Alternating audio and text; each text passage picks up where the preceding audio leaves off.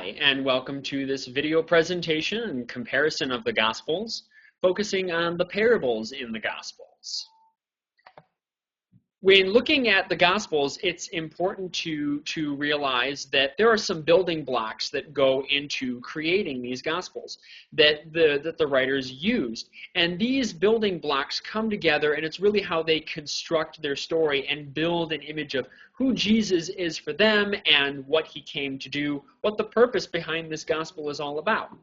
Those building blocks are throughout them. They're the parables, they're miracle stories, the passion narrative, and unique material that is unique to each of the Gospels that contributes to what that writer sees as the essential identity of Jesus and the essential function. So when looking at parables in particular, it's important to realize that a couple of things. They have some distinctive characteristics. Parable literally means to cast alongside. And they served to compare or to juxtapose two different things. Much like you hear frequently the idea of the kingdom of heaven is like. It's to say we take this one thing and it's like this other thing. They tend to be very brief and narrative and realistic, drawing from their everyday life. It's often using agricultural themes, mainly because, again, you're thinking about the original audience of these stories. They would have been people who these everyday images of growing plants or trading in the market, these would have been stories that they would have had everyday familiarity with, and they were vivid images that then they could say, okay, you're familiar with what this is, this other thing is like that. And that's a way that you teach somebody about the world or about the essence of something that's a little bit harder of a concept to understand, like God or faith or the kingdom of heaven.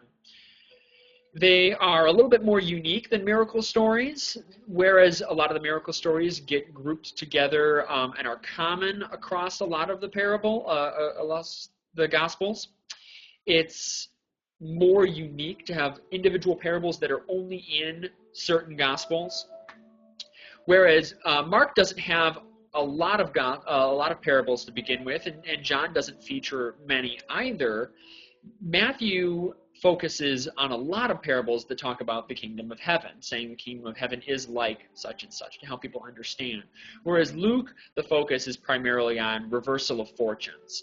Really this idea to say that the high will be made low and the low will be made high, and to describe for people this setting of a new world order and what it would be like. So just to use a few of these parables as examples, one of the only ones that's actually kind of found in all of them in some fashion is the parable of the light of the world. In this parable, you have the most succinct version, which is really what is found in Mark, and it says in chapter 4, verse 21, and Jesus said to them, "Is a lamp brought in to be put under a bushel or under a bed and not on a stand?" And it's asked as a question, it's put out there. And just kind of left at that for them to ponder what that means. Luke, with his focus on it his focus really being about the transformative nature of it and by transforming people, he's going to focus a little bit more, add a little verse saying, those who enter will see the light, that this light will change them in some way. And Matthew, being the teacher, is going to be the most thorough in his explanation and is going to really hit home to them the idea, you are the light. Let your light shine. And describing you are the lamp. And you are being put out on a stand. Don't hide under a bushel, because it's so that other people may see your good works, that you are going to shine.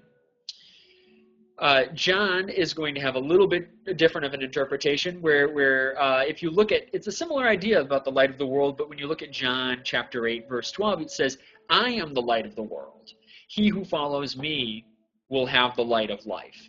And it flips it, whereas the synoptic gospels are talking about human beings, we are the light of the world. John is all about Jesus is the light of the world, and it is following Jesus, belief in Jesus, that will bring life. When you look at some of Luke's banquet parables, Some of the important ones, such as the place of honor at the banquet. That's in chapter 14, verse 8. When you look at Luke, and it says, when you are invited by someone to a wedding banquet, do not sit down at the place of honor in case someone more distinguished than you has been invited, and then you'll be put down in a lower place. But when you're invited, go and sit at the lowest place, so that he may say, friend, move up higher, and you'll be honored in the presence of all who sit with you. For all who exalt themselves will be humbled, and all who humble themselves will be exalted. It's that perfect imagery of the low will be made high and the high will be made low. Another banquet image he has is when he says, when you go to a dinner, don't invite your friends or your brothers or your relatives or your rich neighbors in case they may invite you to return, in which case you're repaid.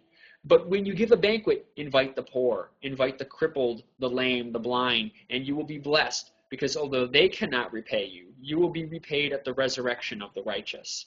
And it, again, is speaking to that, putting realistic, everyday images that they can grasp on this otherworldly idea. If you compare that to, say, the parables that Matthew uses, many more of those are the kingdom parables, such as the parable of the weeds among the wheat, when he says, both the good and the bad seed will grow together, and you can't tell them apart. We can't tell the good from the bad in this world until they grow and it's harvest time. And it's at harvest time that you can separate out the good from the bad, and it is the good that will be taken into the barn or the kingdom of heaven, and the bad will be cast aside. And it's gathering that imagery of how the kingdom of heaven is going to be like. Likewise, again, the imagery of the pearl of great price. When Matthew talks about, he says, the kingdom of heaven is like a merchant in search of fine pearls. And upon finding that one pearl of great value, he went and he sold all that he had and he bought it. And that fits in with the other imagery of the kingdom being like a treasure in a field, for which you will sell all your things to buy that field. Or it's like a net that's thrown into the sea and caught fish of every kind. But when it was full, they drew it ashore and sat down and put the good into baskets and threw out the bad. So it will be at the end of the age. It's this imagery of what's going to be a part of the kingdom of heaven, what's not. Matthew's imagery that he uses in agriculture is actually similar to some of Mark's imagery, such as the parable of the slowly growing seed. This idea that you can't tell when things are growing, when the seeds that are cast out. It looks like a slow process, and you don't know what's going to happen. But at harvest time, then you will be able to see what things are made of, and that's in Mark chapter 4, verse 26.